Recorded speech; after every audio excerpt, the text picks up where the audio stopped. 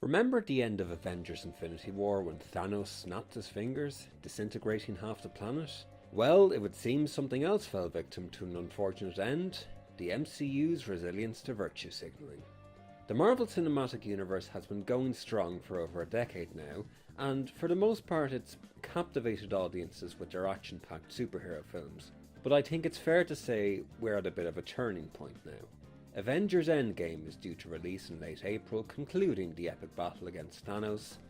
However, there's another film due to come out in March, which has already caused fractures with its marketing: Captain Marvel. The film stars Brie Larson as the titular character, set in the 90s prior to the storylines of the already existing Avengers. From the trailers, it would seem she crosses paths with Samuel L. Jackson's Nick Fury, pre-eye patch, and takes down an extraterrestrial threat. Now that sounds like a fairly average Marvel film in theory, don't you think?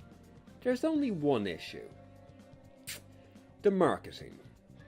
From as early as the release of the first promotional image back in September, alarm bells started ringing when I saw the accompanying caption: "The future is female."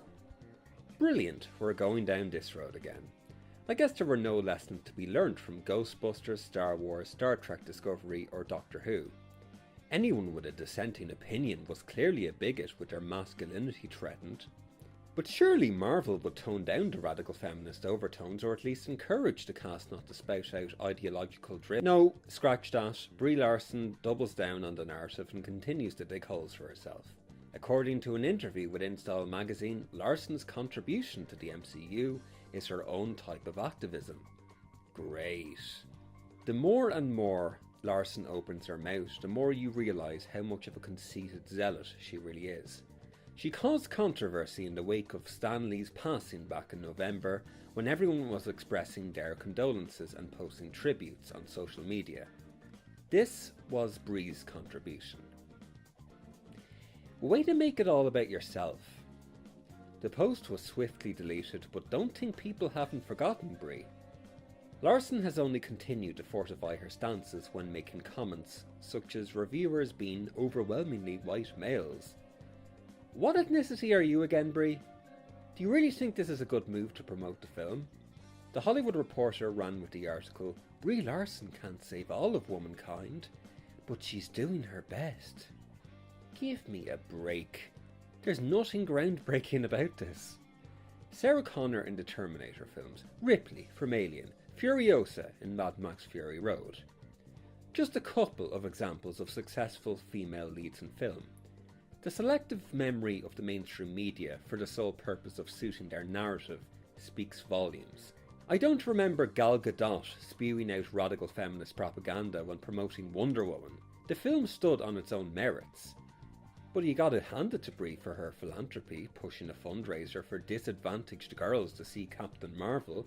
Because screw better housing, clothes, food and education, these disadvantaged kids will only be inspired when they see Brie's film. The money will only go back into the box office totals of the film, but if she wants to call it philanthropy, so be it.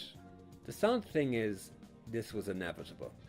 Marvel succumbing to the woke agenda in an attempt to appease the radical feminists. It affected their comic sales when they introduced variations of beloved heroes, so it was only a matter of time before the MCU fell victim to the ideology.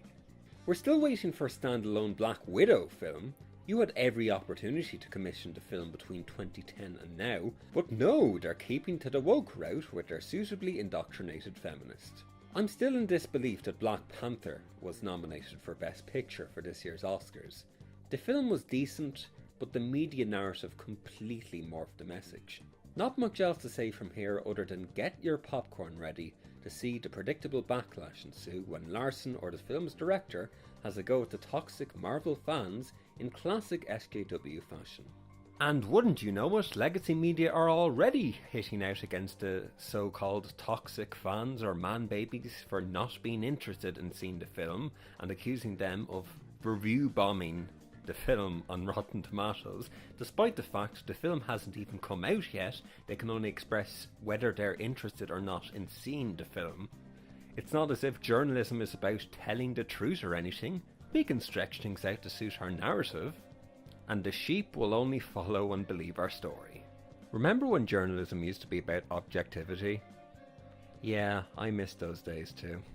I would consider myself to be a centre leftist, but the more ideological drivel that the entertainment media keeps churning out, it's only going to result in more and more people drifting away from you. Brie, I know you won an Oscar in Lenny Abraham's Room a few years ago, but you're not the second coming. Women don't need to listen to your misguided rhetoric to feel empowered. Please keep that in mind. On that note, thank you for watching this video. I've been Michael, or Gallifreyan Avenger. Don't forget to like, subscribe or comment. And until next time, see you soon. Take care.